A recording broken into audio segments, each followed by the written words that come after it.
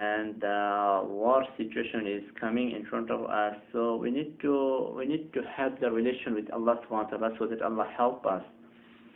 So during the war time, I'd like to mention some supplications for you, for the Muslim brothers and sisters, so that Allah, because we need to depend on Allah, and we need to depend on the prayers. Our prayers, and Allah can save us.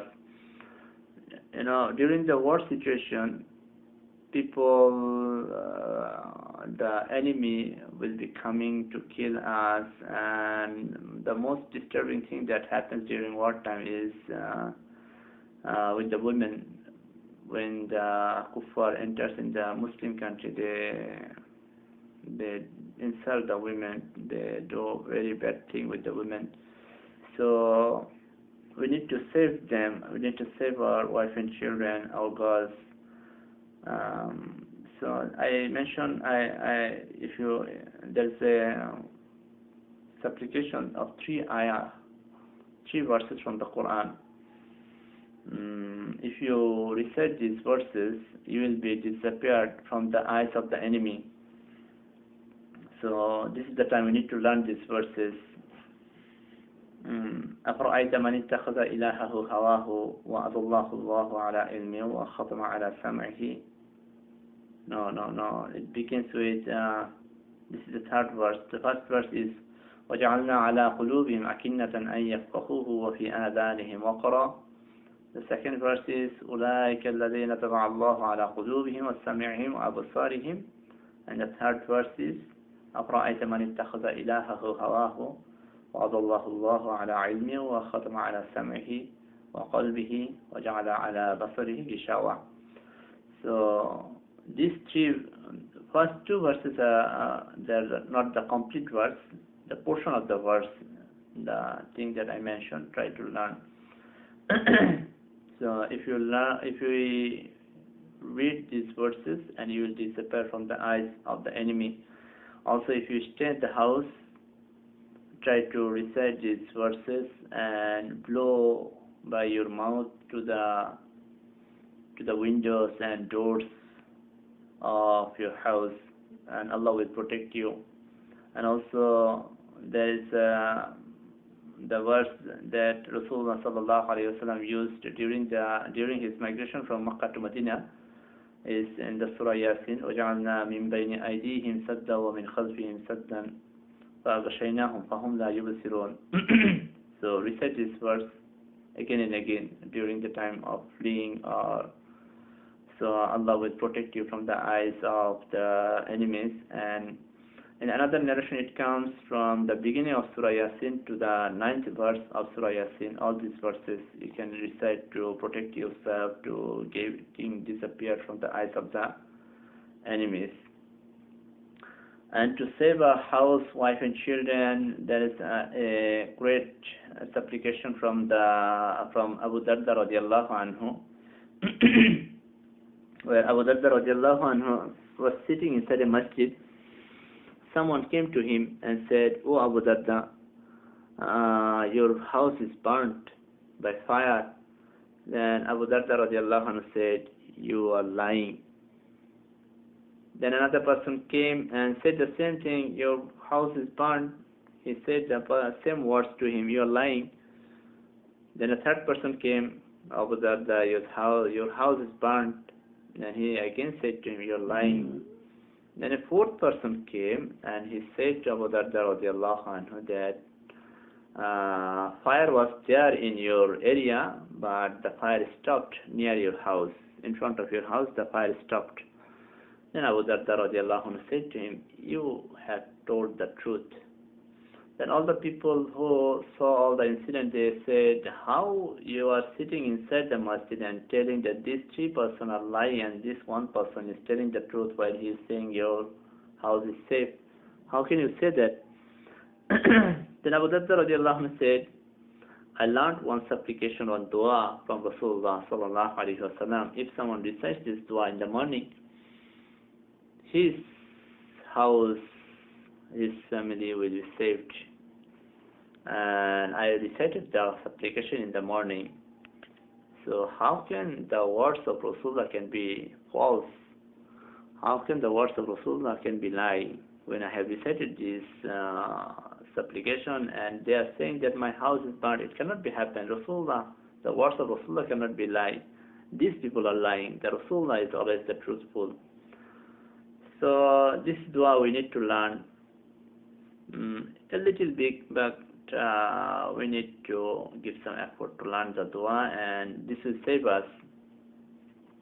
اللهم أنت ربي لا إله إلا أنت عليك توكلت وأنت رب العرش الكريم ما شاء الله كان وما لم يشاء لم يكن ولا حول ولا قوة إلا بالله العلي العظيم أعلم أن الله على كل شيء قدير وأن الله قد أحاط بكل شيء علما اللهم إني أعوذ بك من شر نفسي ومن شر كل دابة أنت آخذ بناصيتها إن ربي على صراط مستقيم. So every person, man, women, children, they should recite this supplication after Fajr prayer and also after Maghrib prayer to be saved during this war time. We practice now, from now on, inshallah, because the situation may arrive to us at any time. Also, there is another dua I tell you. The dua is Bismillahilladhi la yadurru ma'a ismihi shay'un fil ardi wa la fis sama'i wa huwa as-sami'ul 'alim. This supplication you should recite after Fajr prayer 3 times and after Maghrib prayer 3 times. It will save you for some sudden accidents. Sudden accidents will not happen to you. Suddenly no occurrence will come, no danger will come. So Allah will save, inshallah. So after Fajr prayer and Maghrib prayer, try to practice this dua 3 times every day. And also, this is the time, the devil is working against us. He is using the jinnah, the demons, jinns, against the Muslim. Last week, a jinn in the form of snake came to my house and ran away. So, but in Makkah there is no snake. So I would like to teach you one really effective amal against the jinns. First, recite the Surah Al-Fatiha 7 times.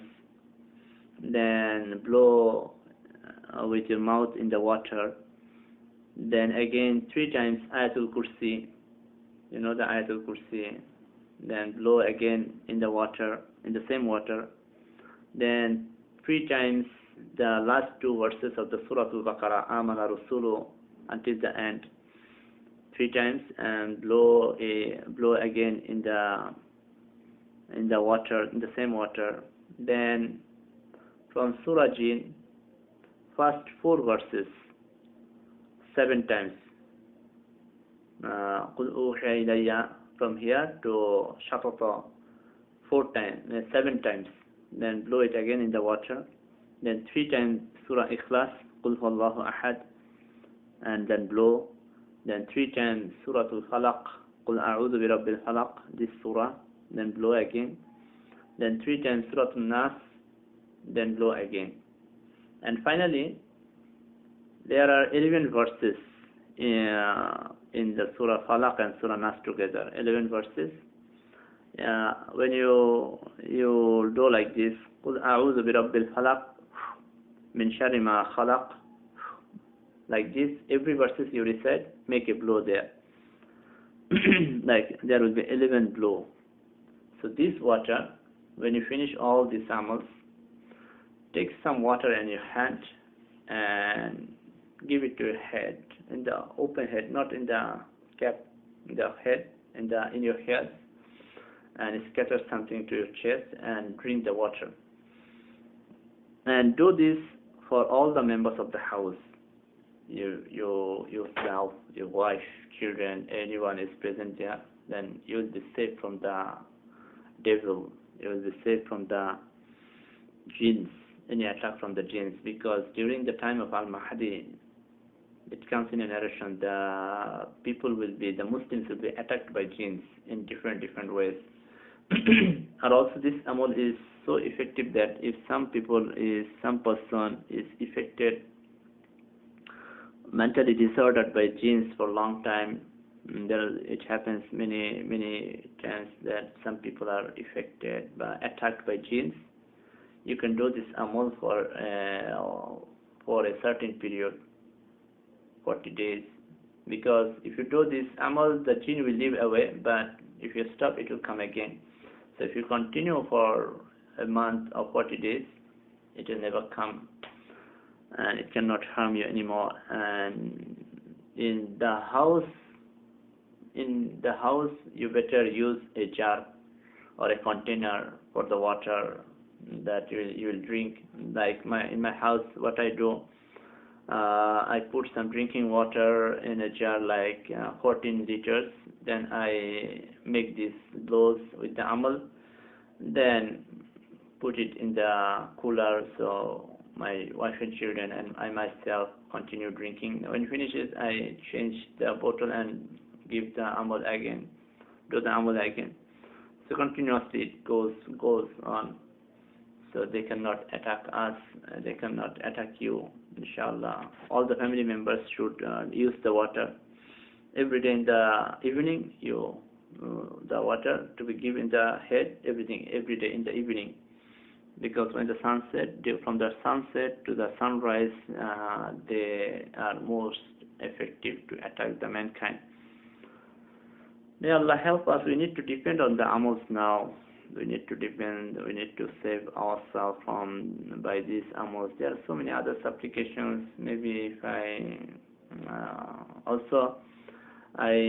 give you one very important supplication, like ربي أعوذ بك من همسات الشياطين وأعوذ بك ربي أن يحضروني. Normally this is in Surah Mu'minun. Like if you recite the verses أن يحضرون, if you stop there, normally if you pronounce أن يحضرون, but for this amal you will say أن يحضروني. Don't stop like أن يحضرون. So you will do the amal like this: Rabbi أعوذ بك من همسات. The verse starts with وقل ربي. You need to start from Rabbi أعوذ بك من همسات الشياطين وأعوذ بك ربي أن يحضروني.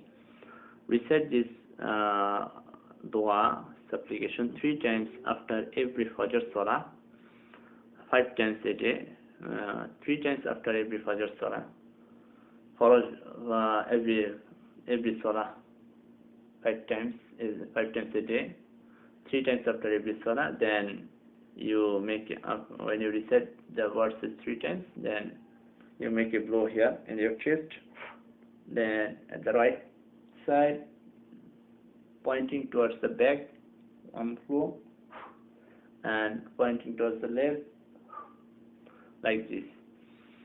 So it will help you it will save you from the waswasa of shaitan, temptation of shaitan. I find the word in English. Temptation of shaitan, yeah, it will save you. So after every salah, after every farad salah, after Fajr, after Zuhur, after Asr, after Maghrib, after Isha, you do this 3 times. Allah will save you Allah will protect you from the shaitan. So may Allah accept us, may Allah help us, and may Allah help us in the situations we are going to face in the coming days. We need to follow the Sunnah of Rasulullah sallallahu alaihi wasallam in every steps of our life, our dress, our beard. I would like to request all my Muslim brothers, please keep beard. Show mercy to yourself. Keep long beard, as Rasulullah sallallahu alaihi wasallam said. Let your beard grow and cut down your mustaches.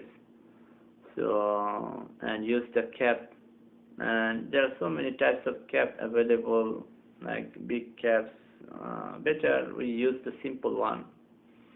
Innal badadata min al iman. As Rasulullah sallallahu alaihi wasallam said, "Allah tasma'un, Allah tasma'un." Listen carefully, listen carefully. Innal bazazata min al-iman, innal bazazata min al-iman. Simplicity is the part of iman. Simplicity is the part of iman. So better if you use simple caps, those caps that touches the hair, because once upon a time, maybe a year or 2 years back, I had a dream where I saw Rasulullah sallallahu alaihi wasallam using this type of cap. So after that, I used this cap. And I saw in my dream that the dress that Rasulullah had did not have any, the upper place, or what you call sleeves. So I cut down all my things and made it simple. So we need to make ourselves similar to the life. We need to make our life similar to the life of Rasulullah sallallahu alaihi wasallam before we reach to Allah subhanahu wa ta'ala, so that Allah subhanahu wa ta'ala forgive us, show us mercy. And again, I would like to request, please try to follow the messages conveyed by me, and be careful about the days we are going to face, and be prepared for every situation. And if Al-Mahdi appears this Ramadan, during the Hajj period, most probably this Ramadan, just after the Ramadan, he may appear. And then the command of Rasulullah sallallahu alaihi wasallam is فَبَيْعُوهُ وَلَوْ حَبٌ عَلَى السَّلْجِ. Give allegiance to him. وَلَوْ حَبٌ عَلى السَّلْجِ means even you have to crawl upon the snow. So if you can come to Makkah and give allegiance to Al-Mahdi. If you cannot come to Makkah, then wherever you are, from there you give your allegiance. Allegiance is very simple. That it's like to be. It's like to baya. The word meaning of baya is to promise. Promise is a promise of obedience. Yes, this is the correct word. The promise of obedience. That we promise that we will obey the commands of Al-Mahdi. So you don't have to reach. If you reach to Makkah physically, that's the best. Even if you have to crawl over the snow. But if you cannot if you cannot come, the doors are closed, the flights are cancelled. If they don't open the door, wherever you are, you men and women, everyone, give allegiance to Al-Mahdi and follow his instructions. Maybe the social media, the government media, the government TV channels, they will not telecast the situation in Makkah. But through social media like Facebook, Twitter, and other social medias, YouTube, the message will be spreaded, inshallah. Allah will spread the messages to the whole world. And wherever you are, give allegiance to, be prepared to give allegiance to Al-Mahdi, inshallah. And be careful from the Dajjal, because the Dajjal will appear among us. At the beginning, he will appear as a Muslim leader. And he will be famous. He will become very famous within a short time. And he will have miraculous power.